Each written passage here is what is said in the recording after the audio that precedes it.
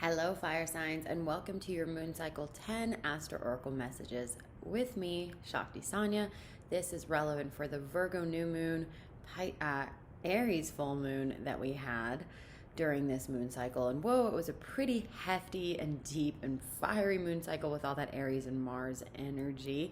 I have that summary for the moon cycle coming after all of these element readings. Please let me know what your experience was in the comments below or send me a DM on Instagram at Sanja. The links are below for you to reach out to me if you'd like sign-specific readings, as these are for your fire-based Sun, Moon, Rising, North Node, Venus signs, or if you just have a fire-heavy chart or fire houses that are pretty potent for you, including the 5th house, the 9th house, and the 1st house, then these are relevant messages for you. And if you want to go even deeper and get even more depth and clarity for you specifically, then please consider joining Moon Mastery, my monthly cosmic subscription where you get your own astro chart read, you get to join us in moon ceremony, and you'll get first dibs and first sight at those moon messages. All right, it's 1:11 on my clock, so that means it's time to start and stop with my spiel and just get into your messages. So fire signs,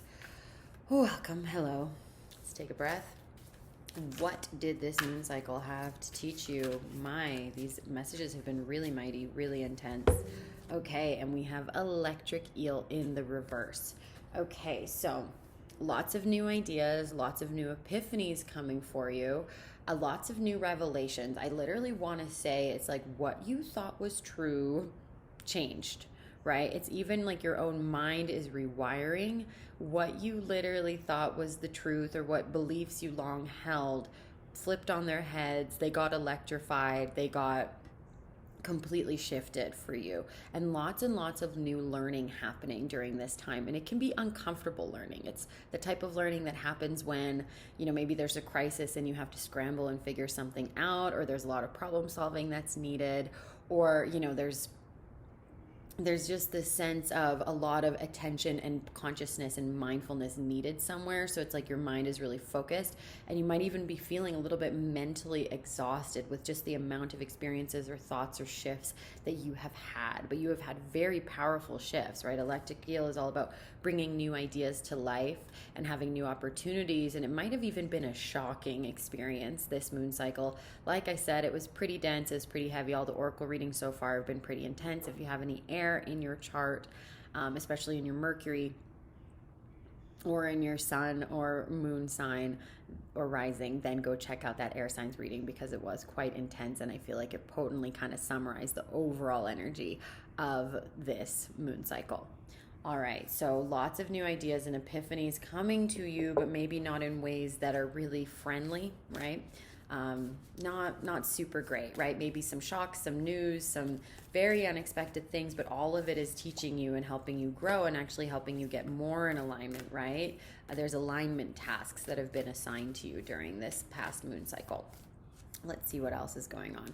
And we have the king, right? So with all of that fiery energy, you have either Leo, Sag, or Aries, or all three of them in your chart. There's this real fiery king energy. So this tells me that whatever this moon cycle had to do with you had to do with a lot of masculinity, male power, the father, the husband, the king, royalty, just power in the masculine sense. And there might even be that you started to see how corrupt a lot of the power is, or you learned a different level of corruption in terms of toxic masculinity or patriarchy, right? And these could have been really disturbing revelations, and the invitation is for you to still see, the royalty and the beauty of the divine masculine, of the king figure. What is that archetype here to teach you, and what does its shadow look like? But it's like, when we're looking at these elements and these archetypical stories, there is a shadow and there is a light energy.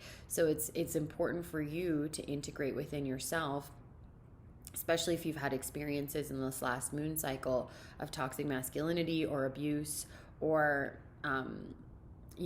abuse of power in any way, You also need to recognize the beauty of power, the beauty of a king who's able to care for his people, the beauty of kingliness and regality, and that real, like, I want to think of like a buck or an elk, like that real fierce boldness that's also here to protect, right? So on one angle, it can be here to destroy, and on the other angle, it can be here to protect. And there's a duality that you're learning about power. And that could very well be a lot of the shakeups and the shocking news that you really had during this moon cycle. Let's bring it back to yourself and your own life and make it a little bit more relevant with our tarot cards. Okay. Okay, so yeah. Lots of energy here. This is also showing me fire signs that there was, potentially a marriage or a union. The Four of Wands always indicates like a foundation for a stable marriage. And then there's the Hermit in the reverse. So there's this need to almost, you're having revelations around what this means. Again, this is really showing me it's a lot of Capricorn Saturn energy that this is bringing up. And in terms of like, what do institutions even mean to you? What does the institution of marriage mean to you? What does ceremony mean to you? Ritual, right? You're having new insights from having gone inward or having new epiphanies or experiences here. You might have even had a friend get married, or you maybe yourself got married, or you kind of have been witnessing a lot of people getting married. So you're really thinking about what does this mean to you, and those thoughts and the kind of the experience of it is shifting in your own mind, and it can be quite intense. But the Hermit in reverse is saying that it's very important for you not to go through this alone, for you to be supported by others and to be reaching out to others. So if you have been doing that, then congratulations, because I really feel like your fundamental understanding of what is commitment, what is masculinity, what is marriage, what is relationship, what is partnership, has been really shifted during this time.